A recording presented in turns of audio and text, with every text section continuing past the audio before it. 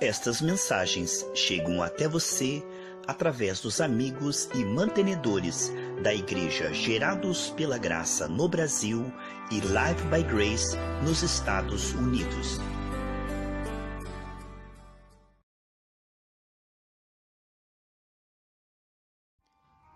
Estudos em Provérbios, capítulo 30, versículo 12. Consideram-se puros, mas são imundos e nunca foram lavados. Olham ao redor com orgulho, lançam olhares de desprezo. Seus dentes são como espadas, e suas presas como facas. Devoram da terra os pobres e da humanidade os necessitados.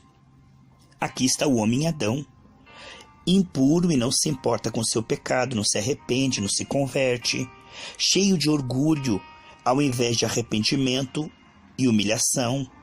Estão cheios de desprezo ao invés de amor e misericórdia. A sua palavra é destrutiva quando abre a boca como uma espada, né? Fere um, irrita o outro, maltrata o outro. Devoram a terra dos pobres, são gananciosos, avarentos, idólatras, né? E eles não se importam com o necessitado, com o aflito. Então eles não têm aquele amor de Deus. Aqui está o xerox, aqui está realmente a forma da alma do homem desde a queda.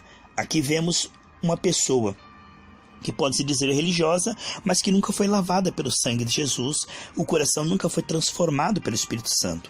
Há muita gente nas igrejas, irmãos, cheios de religião, mas que nunca foram lavados. Nunca se arrependeram e se converteram de fato. Apenas tomaram um banho, né? Desceu um pecador seco e subiu um pecador molhado ali das águas do batismo, mas não há nada disso, né? E não vemos mudança, não vemos fruto de arrependimento. A sanguessuga tem duas bocas que dizem mais, mais. Aqui está uma simbologia importante. A sanguessuga tem duas irmãs, mais, dá, dá, nunca se farta. O ser humano desde a queda é egoísta, orgulhoso, egocêntrico, só pensa em si.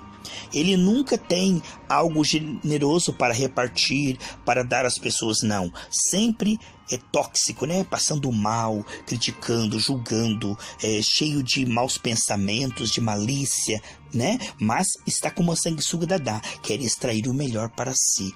Ali está a avareza, ali está a impureza, mas vemos que isto é um simbolismo. A sanguessuga Dadá nunca se farta.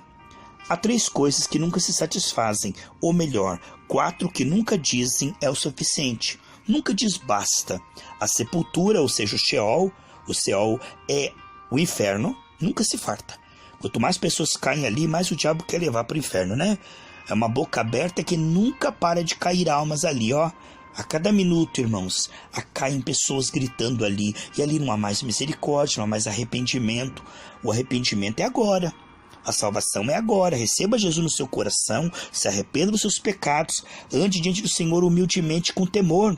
Procure pessoas cheias do Espírito Santo e conserte a sua vida pela graça. O Senhor quer te salvar e me salvar. O inferno nunca se farta. O ventre estéril, né? Está imutável.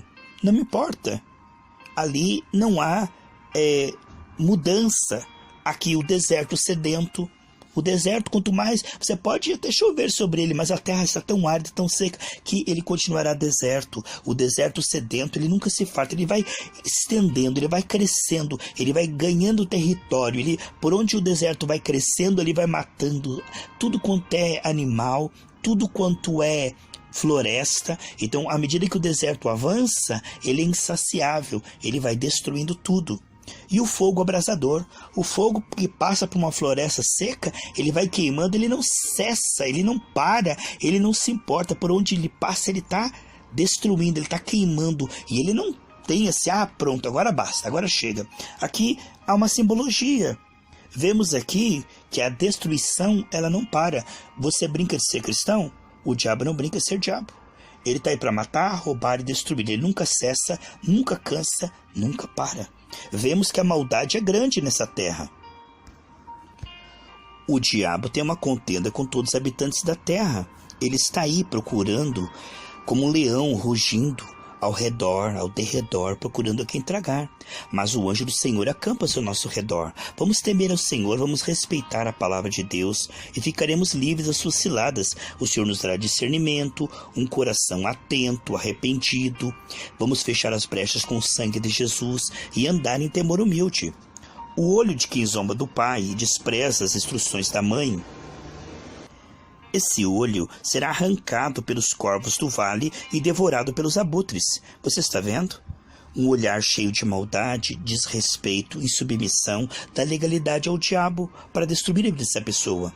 Então, uma pessoa rebelde, uma pessoa insubmissa, ela lembra o diabo foi assim. Então, o diabo caiu pela soberba, pela irreverência, pela arrogância, e ele procura derrubar o homem também, porque a soberba precede a queda, vem antes da queda. E como ele sabe que isso funciona, ele tenta colocar o filho contra o pai. Ele tenta colocar a soberba, a arrogância, a rebeldia, para depois ele entrar através dessa brecha, dessa legalidade, como um anzol escondido ali por trás da isca. Então ele incentiva a rebelião do filho para depois destruir, cegar, matar a vida dessa pessoa. Isso é muito sério. Há limites que nós devemos tomar cuidado. Saiu do caminho do Senhor, entrou no inimigo. Ele é como um cão amarrado. Ele está ali, com a boca aberta, esperando que você passe o território dele para ele te morder e passar doença de raiva, né? É muito perigoso nós não vigiarmos os limites da palavra de Deus. Há 3 coisas que me deixam maravilhado, ou melhor, 4 coisas que não entendo. Como a águia no céu, a serpente que rasteja sobre a rocha, como a embarcação navega no mar e como o homem ama a mulher.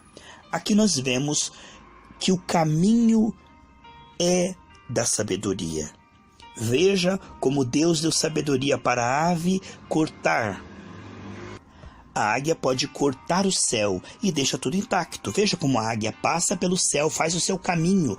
Olha como ela sobe alto. Ela tem essa habilidade de cortar o céu e deixar ali tudo intacto. Veja como a serpente rasteja sobre as rochas. Ela passa sobre as rochas e as rochas permanecem intactas.